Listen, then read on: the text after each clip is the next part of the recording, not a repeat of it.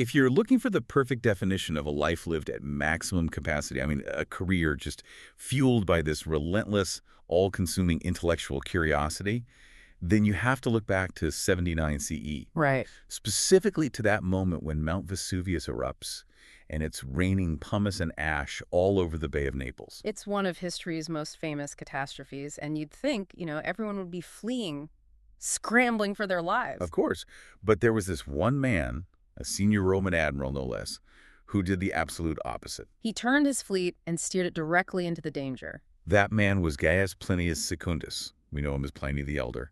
And he wasn't just a high-ranking victim of this volcano. Not at all. He was an active intellectual participant in his own death. His duty to his friends, to his role as admiral, and maybe most of all to his overwhelming curiosity. It just compelled him forward. He had to observe, he had to record, no matter the cost. Okay, so let's really unpack this. In this deep dive, we're getting into the life, the truly prodigious literary output, and the explosive end of Rome's first great encyclopedist. And our mission here is to give you that shortcut to understanding this first-century Roman polymath. Right, because his greatest surviving work, the 37-volume Naturalist Historia, or Natural History, it didn't just summarize ancient knowledge.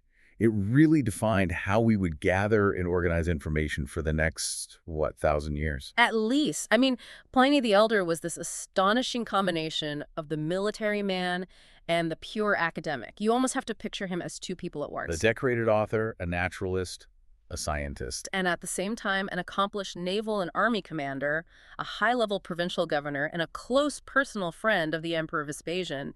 He was living two full, highly demanding careers in parallel. It's kind of mind-boggling. And what's so fascinating is how we even know all this. So much of the really intimate detail comes from his nephew, Pliny the Younger. Yes, his famous letters, they detail everything. His uncle's bizarrely intense study habits, right down to the horrific minute-by-minute account of his death. And beyond that, we're drawing on fragments of his life scattered in other Roman histories, and of course, the monumental scale of his own surviving work. The productivity is just staggering when you look at it. He wrote 7 major works. That's 102 volumes in total. And only the 37-volume Natural History survives. Exactly. So the central thread we're pulling on today is how this committed, disciplined military man becomes the author of the world's first surviving encyclopedia. Because his experiences commanding armies and governing provinces, they weren't just inspiration for the book. No, they were the primary research for it. His entire career was fieldwork. Let's start at the very beginning of this deep dive then, just to establish who we're talking about. Pliny the Elder was born in 23 or 24 CE, and he dies, famously, in 79 CE. So he's only 54, maybe 56 years old. A relatively young age. But right away, we run into this interesting point about Roman identity, because even his birthplace is up for debate. Which is funny for someone so famous. It is, and it really showcases these subtle but important nuances of what it meant to be Roman. For a long time, the thinking was Verona. Why Verona? Well, there's a fragmentary inscription that was found there, and it mentions his family, his father, Gaius Plinius Celer, and his mother, Marcella. So for a while, that seemed to point to Verona as his home. But that's not the consensus anymore, is it? No, the prevailing view now leans heavily toward Como, or Novum Comum, as it was known, up in northern Italy. And the evidence for that is actually linguistic from Pliny himself. Exactly. It comes down to this one crucial word choice. Pliny refers to the poet Catullus, who was from Verona, not as his municeps. Which would mean fellow townsman. Precisely. Someone from the exact same town. Instead, he calls him his conterraneous. Meaning fellow countryman. Someone from the same general region. Right. It's such a subtle distinction, but it implies that Como was his true hometown. If he were from Verona, he would have used the more specific term. By using conterraneous, he's placing himself nearby, but not in the same city. It's a very technical, very precise piece of self-identification. And there's other evidence backing this up, with his nephew, right? Yes, there are 2 inscriptions that identify Pliny the Younger as a native of Como. One even details all the charitable expenses the younger man made for the people of Como. Which points to some pretty deep family roots there. It certainly does. And today, if you go to the Como Cathedral, the facade has a statue celebrating Pliny the Elder as a native son. They've claimed him. That context of Comum is important too. It was a relatively new place, a colonia founded by Julius Caesar only about 80 years before Pliny was born. And it was established to secure the region, so Caesar encouraged people to settle there from all over the empire. So Pliny was born into this very dynamic, multi-ethnic community. You have to wonder if that primed him for his later curiosity about the wider world. I think it must have. And he was born into the equestrian class, the wealthy, non-senatorial elite. This is absolutely crucial for understanding his career path. Because that class provided so many of the empire's managers, military officers, financial administrators. It was the class that allowed for this kind of professional mobility, moving between military command and high-level governorships. That's Pliny's career in a nutshell. And he never married, had no children of his own. Which, allowed him to dedicate his entire life to this combination of imperial service and scholarship. Though he did adopt his nephew, Pliny the Younger, in his will, he left him his vast estate and, maybe more importantly, his legendary library of notes. And the younger Pliny inherited this significant wealth, which he then used for philanthropy and, of course, to write the letters that immortalized his uncle. Those letters are just invaluable for getting a sense of his character. The younger Pliny talks about his uncle's dedication to old Roman customs, like having simple breakfasts. The veteran more interview. He wasn't one of these decadent, high-living Romans. He was disciplined, traditional. His initial training, though, was pretty standard for his class. He goes to Rome to be educated in lawmaking. Preparing for a political career, which gets pretty quickly interrupted by a decade of military service. And that military service is where everything begins. Pliny enters the army around age 23 in AD 46. This wasn't just him ticking a box for his career. No, this was a decade of intense hands-on experience that was absolutely foundational for the encyclopedia. He starts as a junior officer, a praefectus cohortus. That's a commander of an infantry cohort, maybe 500 men. And he's serving under this famous general, Gnaeus Domitius Corbulo, in Germania Inferior, near the Lower Rhine. Right. And immediately you can see the future naturalist emerging, because he isn't just following orders. He's observing everything around him. Like in AD 47, he's part of this major engineering project, the conquest of the Chauci tribe and the construction of a canal connecting the Maas and Rhine rivers. Exactly. And later, Pliny records this very specific, very technical anecdote from that campaign.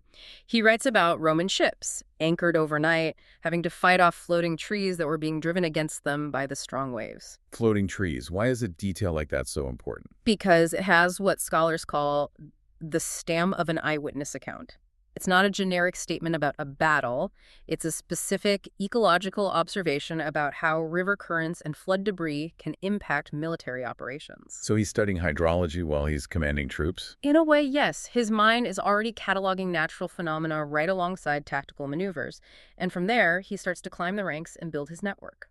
He gets transferred to Germania Superior as a military tribune. That's more of a staff position. A senior administrative role, yes. And he's serving under a man named Publius Pomponius Secundus, and they become very close friends. This is during the campaign against the Chatti tribe in AD 50. Pliny is about 27. And that military network, it provides him with mentorship and later on, I imagine, political protection. Absolutely. His next certain promotion is back in Germania Inferior. This time, he's a praefectus alae, commander of a cavalry battalion, about 480 men. And for this command, we actually have an incredible piece of physical evidence. We do. It's the Xanten artifact. A decorative piece of a horse's harness called a phalera was found at Castra Vetera, which is modern Xanten, and it has an inscription. What does it say? It says Pliny o praefeq. It translates to Pliny, prefect of cavalry. It's this small technical piece of equipment that directly connects Pliny the academic back to the dirt and discipline of the frontier. It's amazing that such danger survived. But even while he's commanding cavalry, he's already adopting this very critical, almost Republican mindset about how things should be done. He was a strict Roman moralist. You see this when he serves under a commander named Pompeius Paulinus, who was the complete opposite of Pliny's frugal habits. Right. This is the story about the silverware. Yes. Pliny relates with very clear disapproval that he personally saw Paulinus carrying around an astounding 12,000 pounds of silver service with him. 12,000 pounds. Just for dining. While on a military campaign against the Germani. It's not just excess, it's a logistical nightmare. It's a profound statement of decadence, of political vanity. And by recording it, Pliny is signaling his own values. He's identifying with those old Roman customs of discipline, efficiency, modesty. And he's quietly critiquing the high-level corruption and luxury that was creeping into the military. This willingness to observe and judge the details, whether it's floating trees or the weight of silver plates, that is Pliny's signature trait. What's truly impressive, though, is that this demanding military service wasn't a barrier to his writing. It was the catalyst. His nephew tells us that during winter quarters, Pliny wrote his first book, De Joculatione Equestri. On the use of the dart by cavalry. A perfect example of applied knowledge. It's a technical manual directly tied to his job as a cavalry commander about how a horse's movements can assist a javelin thrower. It wasn't philosophy, it was practical military science. And then there's the really monumental history he started, the Bella Germania, or Wars of Germania. And the origin story for this one is incredible. It was prompted by a dream. The spirit of Drusus Nero, a famous Roman general, supposedly appeared to him and begged him to save his memory from oblivion. A pretty dramatic motivation. It is, but the intellectual impact of that work was immense, even though it's lost. It covered all the Roman Germanic wars, and it became the primary source material for later, more famous Roman historians. Like Tacitus, Plutarch, Suetonius. Tacitus, especially. The scholars are fairly certain that Bella Germania was the main source for Tacitus's famous work, Germania. Pliny's decade on the frontier gave him the credibility and the detail to write the definitive history of that region. The desire to record and preserve was already this overwhelming impulse for him. So Pliny leaves the military around 58 CE, and he enters this 12-year period under the rule of Emperor Nero, which was an increasingly paranoid and volatile time. A huge change. He goes from the structured, relatively safe military command on the frontier to the political hotbed of Rome under Nero. But Pliny wasn't resting. He was adapting. The sources say he deliberately avoided high state office during this time. He had to. It was a survival strategy. Let's just pause on that. Why was it so dangerous to be a high-ranking official under Nero? Nero was notoriously arbitrary. He saw any independent success, any popularity, or, any intellectual ambition outside of his own as a direct threat. So if you were too good at your job, you were a target. Exactly. Many respected, independent-minded senators and intellectuals were executed or forced into suicide on trumped-up charges of conspiracy. If you were too successful, too wealthy, or wrote something that could be interpreted as critical, you risked imperial displeasure, which meant death. So Pliny has the talent, the network, the experience for top jobs, but he makes a conscious choice to step back, to avoid drawing Nero's eye. It's a fascinating bit of political risk management. It is, and you can see the contrast later. Once Vespasian comes to power, Pliny's services were in such high demand that he actually had to give up his law practice just to take on all the imperial administrative posts. But for 12 years under Nero, he has to keep his head down. He lives mainly in Rome during this period, and while he's avoiding state service, he definitely doesn't stop observing. He witnesses these huge historical events. Like the construction of Nero's infamous Domus Aurea, the Golden House, after the Great Fire of Rome in 64. And he's still gathering information. He mentions the detailed map of Armenia that was sent back to Rome by Corbulo's staff in 58. He's essentially conducting field research in the middle of the empire. And he channels all that energy into this massive literary output that was, crucially, politically safe. The scale of that productivity is just mind-boggling. Again, 7 major works, 102 volumes, and only the natural history survives. That's an astonishing output for a single lifetime, especially when you're trying to stay invisible. So let's look at those lost works, because they really reveal his interests and how he navigated that Neronian climate. He starts with a 2-volume biography of his old commander and friend, The Life of Pomponius Secundus. A safe choice. A tribute to a respected figure, honoring a patron, not commenting on current events. Exactly. Then there was that massive history he had already started in Germania, the Bella Germania, and this is where that risk management really comes into play. He knew that a work of recent history was a huge risk. A massive risk. So he deliberately reserved it for publication after his death. He wanted to avoid any suspicion of personal ambition. That delay is such a powerful commentary on the intellectual danger of Nero's reign. He was betting his knowledge was worth more to posterity than it was to his contemporary political bosses. He was. He said he wanted posterity to contend with me, just as he'd contended with his predecessors. He was confident in the work's value, but the immediate political cost was just too high.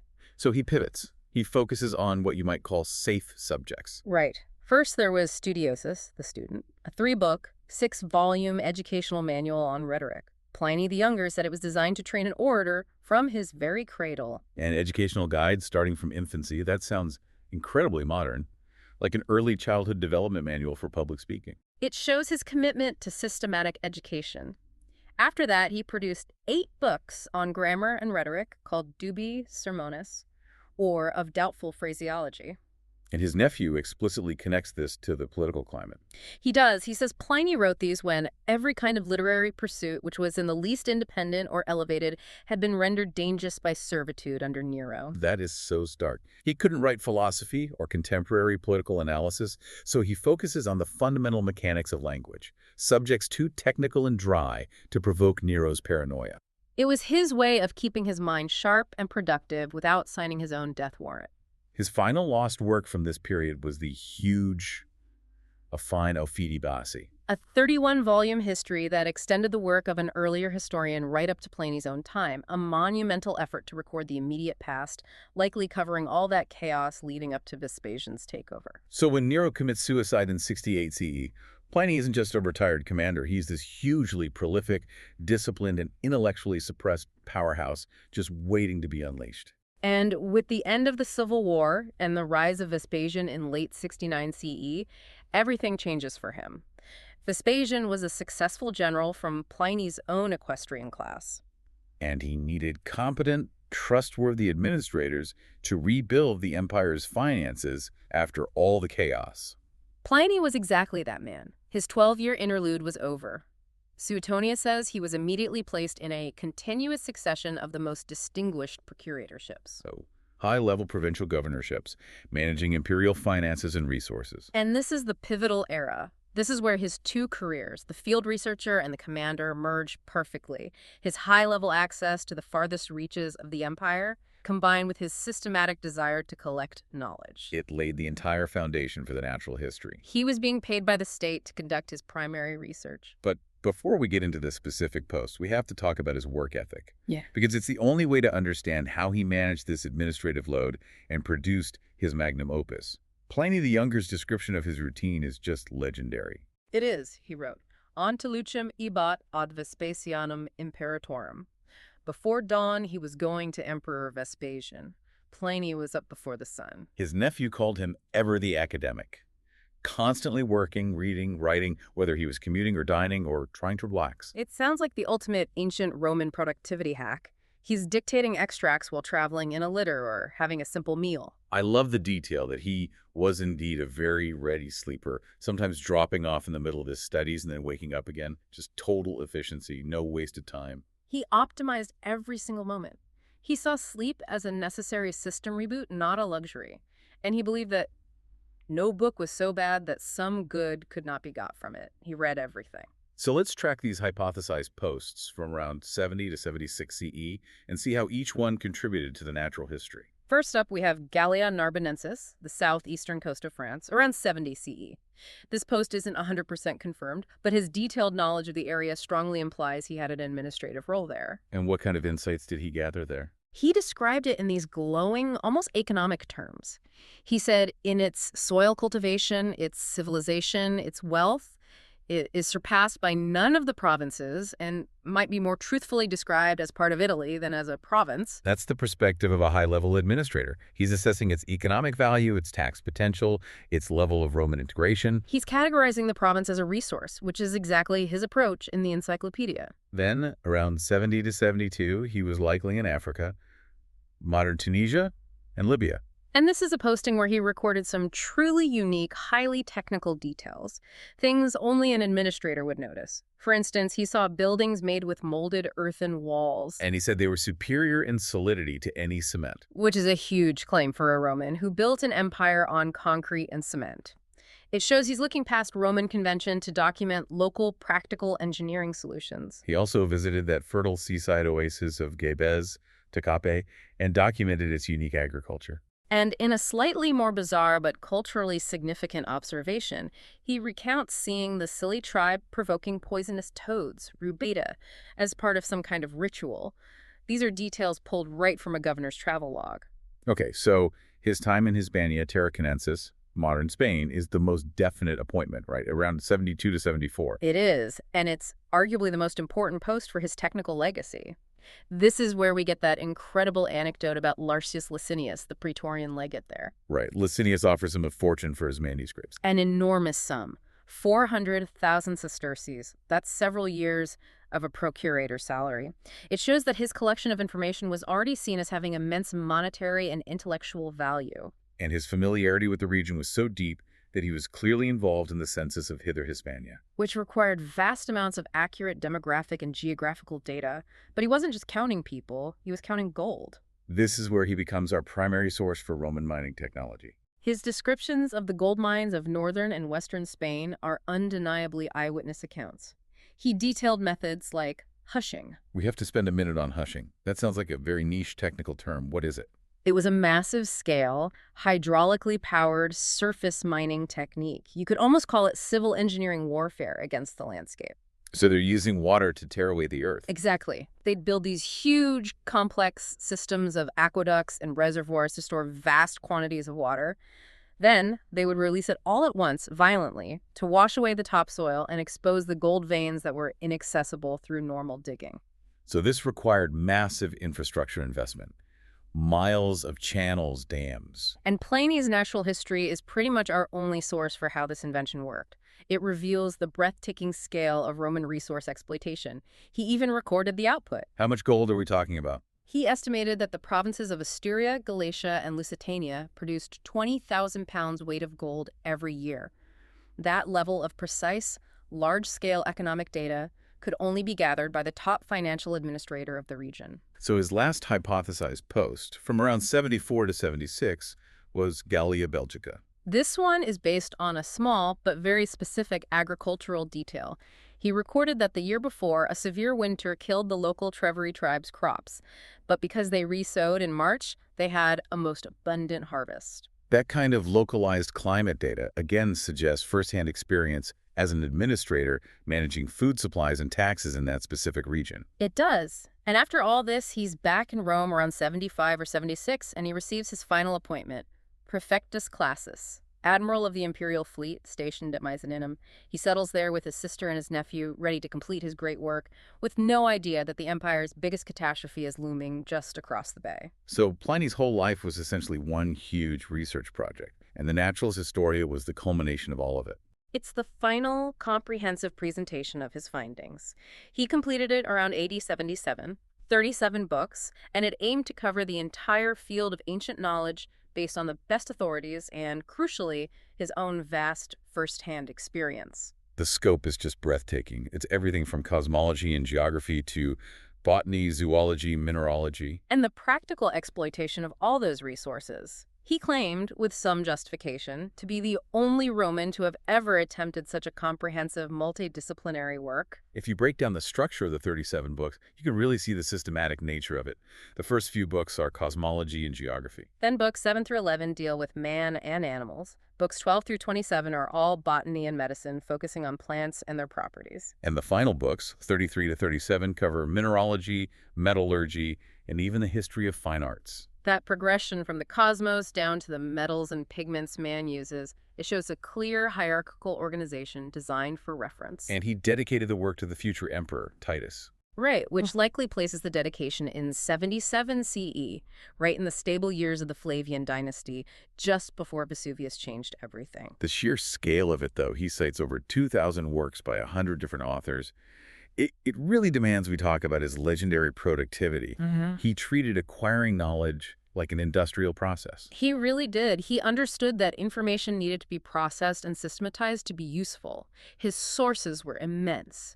Personal experience, his own prior works, and massive extracts from other texts. And his dictation process sounds like a first-century Roman data center. It was incredibly efficient. He'd have 2 servants working in shifts. One servant reads aloud from a source text, another one writes down the dictated extracts. And he's so dedicated to maximizing output that he's dictating even while taking a bath or traveling in his litter. He just couldn't tolerate not being productive. He couldn't, but there's that one small detail his nephew shares that reveals this surprising layer of, human foresight within that machine-like discipline. The gloves. The gloves. In winter, he made sure to provide the servant who was copying with gloves and long sleeves so their writing hand wouldn't stiffen from the cold. He recognized that the production of knowledge depended on the comfort and efficiency of his staff. It's a little moment of empathy in this rigid routine. It is. And this wasn't just a quick summary he was making. His accumulated extracts reached about 160 volumes. That's the curated database that Lartius Licinius tried to buy for 400,000 sesterces. And those were ultimately bequeathed to his nephew. That was the raw data that formed the foundation of the encyclopedia. So his work is really recognized as something different from previous ancient histories. While others narrated events, Pliny organized information. Thematically for retrieval, and that organizational principle is why many scholars consider it the first true encyclopedia ever written, and it's certainly the earliest one to survive. It was meant to be a reference resource, not a book you read from cover to cover. Precisely. Its structure allows you to skip right to, say, the classification of marine life or the medicinal properties of onions. And even today, modern experts use it as an irreplaceable resource. How so? Well, it allows us to understand unknown objects mentioned in other ancient texts, or to get a feel for the traditions, technologies, and even the, quote, fantasies and prejudices of first-century Rome. Wait, if we're using it as a reference, why are the prejudices important? Because Pliny, for all his scientific curiosity, didn't always separate fact from prevailing belief. He recorded things like the therapeutic use of wolf liver or the magical properties of certain gems. So for a modern historian, that's not valuable as a fact about magic. No, but it's invaluable for documenting the belief system and the popular culture of the time. It's a source for cultural anthropology as much as it is for natural science. And it provides technical insights that we literally would not have otherwise. It's our only source for some key inventions, like the hydraulic mining technique of hushing, as we discussed, or the detailed use of water mills for grinding grain. It's this irreplaceable window into the technology that powered the empire. And his attention to detail extended into the cultural sphere, too. His work is pretty much the only surviving Roman text that describes the work and techniques of artists and sculptors of the time. And that documentation had a huge, enduring impact. That knowledge informed the great art historians of the Renaissance, people like Ghiberti and Vasari. They drew heavily on Pliny's accounts from 15 centuries earlier. So the editorial model he established, the breadth of subject matter, referencing original authors, a comprehensive index, it made his work the definitive template for all subsequent European encyclopedias. And it was his last massive publishing effort. It was only lacking a final revision when he met his sudden and dramatic end. Pliny, this man of meticulous data and rigid discipline, was also, of course, a naval commander stationed at Misenum, The primary base for the imperial fleet on the Bay of Naples, and his death on August 25, 79 CE, wasn't just some arbitrary accident. It was a perfectly predictable consequence of his character and his office. So the day before, August 24th, around 1 in the afternoon, his sister points out an unusual cloud. He's resting and studying, of course. And this is where the scientist in him immediately takes over. Pliny, ever the investigator, starts preparing a vessel to go and check it out. He wants a closer look. His nephew, who's still safe at the villa, described the cloud as being shaped like a Mediterranean pine tree, the famous Pinus cloud. Rising vertically before spreading out horizontally. But the mission shifts almost instantly from pure scientific inquiry to humanitarian rescue. And that's what elevates the story beyond simple curiosity. A message arrives from his friend Rectina. She's stranded in Stabiae, a town directly south of Vesuvius, and her only escape is by sea. So Pliny, combining his roles of admiral and friend, shifts his investigation into a full-scale rescue operation. He boards a fast galley, steers across the Gulf of Naples, and asks other vessels to join him. As they approach the area near Herculaneum, the danger becomes palpable. Cinders, large pieces of pumice, start falling, thick and heavy. The water is getting shallow with debris, and the helmsman, understandably, advises turning back. He recognizes this is a suicide mission. And this is the defining moment. Pliny, the disciplined commander and fearless investigator, replies with that famous line derived from the playwright Terence. "Fortune favors the bold. Steer to where Pomponianus is." That quote just encapsulates his entire philosophy. Duty, coupled with this absolute disregard for personal safety when faced with a compelling event, whether it's observing the truth or saving a friend. So they reach Stabiae, they find Pomponianus, but the escape route is now sealed. The same winds that carried their ship across the bay are now preventing them from leaving. They try to wait indoors, but the continuous tremors and the danger of collapsing houses forces them to flee later that evening. And what follows is that tragic, dramatic end that his nephew described. A plume of hot, toxic gases and heavy ash engulfs them. And Pliny, who his nephew described as a corpulent man suffering from a chronic respiratory condition, possibly asthma, He collapses and dies. And he's left behind by his fleeing companions. It's 3 days later when the plume finally disperses. His body is found with no apparent external injuries, seemingly peaceful and fully clothed. That primary account, the intimate one we rely on, comes from his nephew's letter to the historian Tacitus. Written 27 years after the fact, Pliny the Younger firmly believed his uncle was killed by the toxic gases, which is a very plausible theory. But the circumstances were so dramatic, naturally, rumors persisted. Indeed. The historian Suetonius mentioned an unconfirmed rumor that Pliny, unable to stand the heat and the difficulty breathing, asked a slave to kill him to avoid an agonizing death. And then, much later, scholars introduced medical counter-theories. Yes, in the 19th century, scholars like Jacob Bigelow hypothesized that, based on the description of the body being unmarked and his known health issues, Pliny might have actually died from a stroke or a sudden heart attack, exacerbated by the extreme stress and the oxygen-deprived air. So we have three possibilities: toxic gas, suicide, or natural cardiac failure. Given his lifelong caution under Nero, why did he throw it all away and sail into the disaster? Was this duty? Or was it a kind of intellectual hubris finally overriding his survival instinct? I think it was a blend, but weighted toward duty and observation. The volcano presented this unique event, a massive, unprecedented natural phenomenon, coupled with an urgent moral imperative rescue. His curiosity and his duty became inseparable. He chose knowledge and service over survival. And that ambiguity over his exact cause of death only enhances his legacy. The French encyclopedist Louis de Jaucourt summed it up perfectly. He said Pliny is of particular interest to humanity for his tragic end and to scholars worldwide for his writings. What really stands out when you look at Pliny the Elder's life is just the sheer force of will it must have taken. He wasn't just a scholar, he was a machine of synthesis. He balanced two intensely demanding roles. You have the disciplined, effective military commander and governor, the man tracking gold yields and understanding canal engineering. And then you have the tireless academic who used that high-level access to gather and process an unprecedented amount of information. His final achievement, The Natural History, isn't just a book. It's a manual for how to become well-informed in a complex world. It's a testament to the value of not just accumulating facts, but systematically organizing them for future generations. It's still this vital window into the ancient world's science, technology, and culture. And this brings us right back to you, the learner. Pliny's method gathering massive amounts of sources, synthesizing them efficiently, organizing the knowledge systematically, that's precisely what we try to emulate in this deep dive. He's a fitting intellectual forefather for anyone aiming to be thoroughly informed and quickly. And he gives us this profound lesson in intellectual integrity and political risk. Pliny literally bet his life that the knowledge in his Bella Germani was worth more to posterity than to his contemporary political bosses. But let's end with that final provocative thought. Considering the explosive end to his life, Pliny fundamentally believed that knowledge must be understood and applied.